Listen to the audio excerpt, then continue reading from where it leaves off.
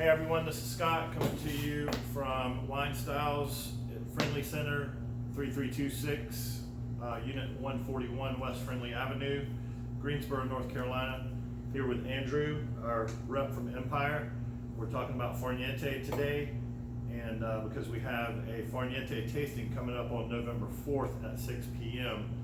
We are doing small bites with the tasting, so I would appreciate if you would RSVP. You can call me or Crystal at the store. That's 336-299-4505 and RSVP, please. We're going to be talking about the Chardonnay, the whole story behind Niente. Yep.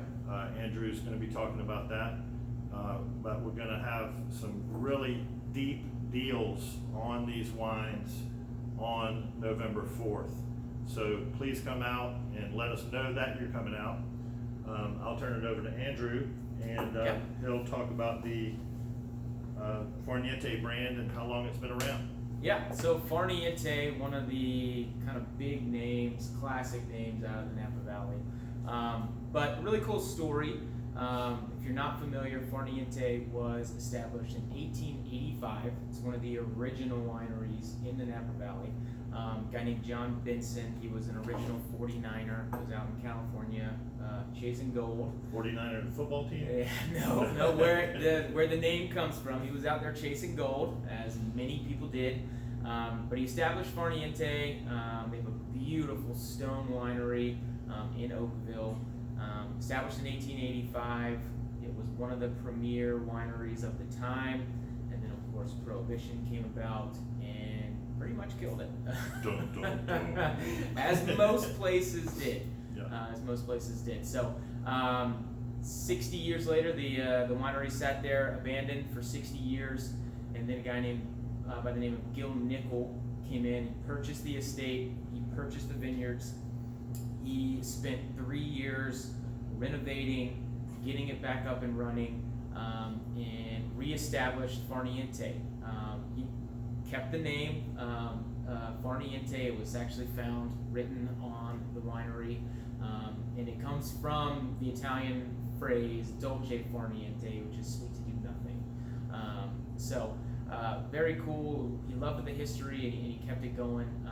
A lot of name tie-ins there with the Yes. nickel and nickel and the dolce. The dolce, and, absolutely. Yeah. So they strictly focus on Cabernet Sauvignon and Chardonnay.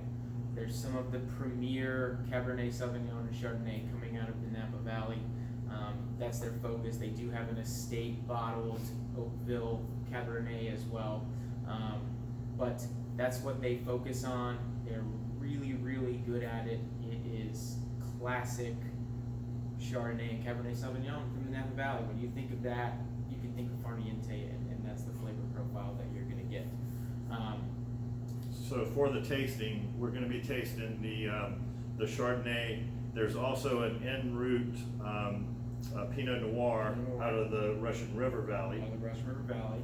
Yep. And so I'll talk a little bit about kind of the story of how Nickel and Nickel came about too. So Nickel and Nickel, Cabernet, they do also do some Merlot, and they do a Chardonnay as well. But the Nickel and Nickel brand is Gil Nickel and his nephew, and they strictly focus on single vineyard wines. So they just loved the Napa Valley. We obviously all know how big the Napa Valley is nowadays. And there's some really awesome vineyards and vineyard sites in the Napa Valley. So they wanted to really make a wine that showcased those different vineyards and showcased the differences in those vineyards throughout the Napa Valley. So with it being single vineyard, is that single varietal, meaning they're not mixing it like the other folks are doing? Absolutely. No blends here. So Niente, the Cabernet, it is a blend of their estate vineyards throughout the Napa Valley. So when you're drinking Niente Cab, you're getting a taste of the entire Napa Valley. When you're drinking Nickel and Nickel, this one specifically is CC Ranch Vineyard. These grapes are grown on the CC Ranch Vineyard, and that's all that's in this bottle. So you're tasting that specific terroir of the CC Ranch. Same thing with the Dogleg Vineyard there. Again, they do also a Merlot and some other strictly single vineyard, strictly single varietal Nice. that they produce. And so as that brand continued to grow, they started expanding, and they got some vineyards outside of Napa in the Russian River Valley. As they started getting into those vineyards, they were like, man, these are great for Chardonnay and Pinot Noir. Why don't we create those varietals as well? So that's where the En Route brand comes from. Not seen here, but we will have the Pinot Noir to taste. Classic Russian River Valley Pinot. Really cool climate up there. Great for growing Chardonnay and I Pinot think the Noir. Russian River Valley, in my opinion, is one of the best areas for Pinot Noir in, if not the country, the world. Yeah, I mean it's really kind of become, you know, that true. It's so close to Napa Valley, but kind of become that true Napa Valley for Pinot Noir. Absolutely. And so we'll have that one. And then Dolce came along as well. So in 1985, Dirk Hampson, who was the director of winemaking at the Niente estate, just wanted to produce a late harvest wine for his own kind of kicks and giggles, and so that's what he did. And late harvest wines are hard to produce. They obviously, the grapes have to stay on the vine much longer, and they have to have that noble rot, and so it's not always guaranteed. But they did produce it in 1985, which is only a handful of barrels. They were really pleased with the quality, so they kind of kept going with it, and Dirk kind of really had to fight to get everyone on board with it because of how kind of unpredictable it is. But thank goodness they have, because it's kind of become one of the preeminent late harvest wines in the world. So it's that's more of a Sauterne style, is that? Yeah, absolutely. Correct. More of a Sauterne style. It is, I say this lightly, but a sweet wine. It's a dessert wine, but it's just got a lot of complexity. Sweet is kind of. Yes, yeah. Don't say sweet.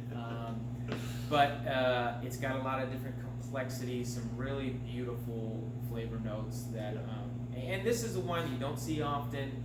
Not a ton of people, you know, drinking late harvest dessert wines, and so this is a really exciting one to have on the tasting to share with you guys on next week. And if I'm not mistaken, it's not produced every year, or it is?